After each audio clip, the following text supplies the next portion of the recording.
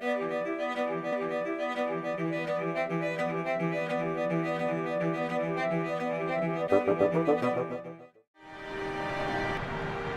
the dawn of civilization, man has settled near water, the source of human life.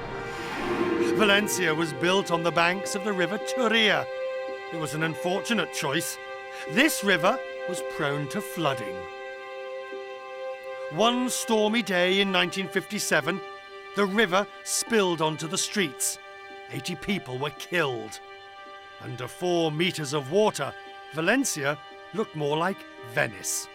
The streets were dirty, the people couldn't live there, even some buildings collapsed because of water. That was really the largest disaster that the city has suffered.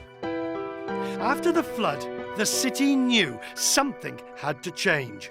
So, the temperamental Turia was diverted away from the city. It left the old riverbed dry.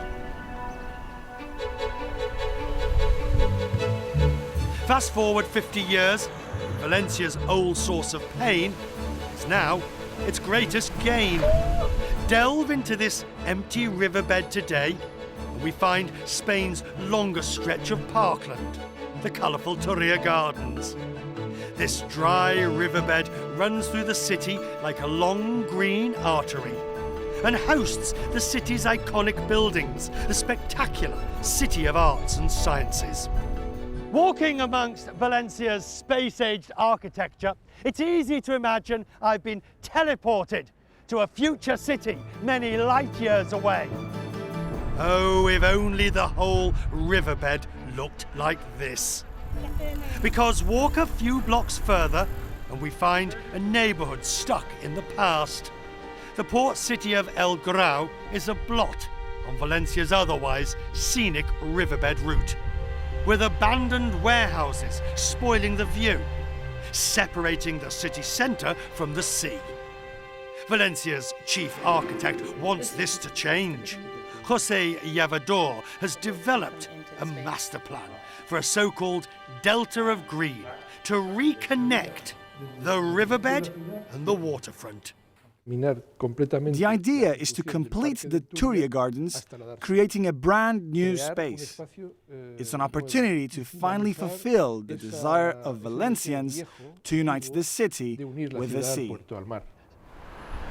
To get a better understanding of this project, I've come to the top of the Aqua Tower, one of the tallest buildings in Valencia. From here, I can see the City of Arts and Sciences. The project would begin just over there. It would renovate all that derelict land and opening up a new way to the sea. This giant green space of 400,000 square meters will host apartments and office buildings. The foundation for a healthy city and a healthy budget, because the mayor believes this delta of green could provide a breath of fresh air for Valencia's economy. There are already important people, big industries and big global businesses looking into the possibility of having their skyscraper in the Green Delta, because this is going to be a very beautiful place, very modern, powerful and full of potential. The city's architects aren't green behind the ears. Although the master plan has been approved and landscaping underway, they know a project of this scale doesn't materialize from one day to the next. I think that in 10 years' time, this project will be a reality. The image of the city from the ocean will be completely different. It will be a more dynamic image, a more modern image, a more open image. It's the last piece of the puzzle, the last part to complete the whole project and really to make sense to the whole project. The Delta of Green will give Valencia a dynamic new space. For the people of the city, it goes back to the need to be near the water.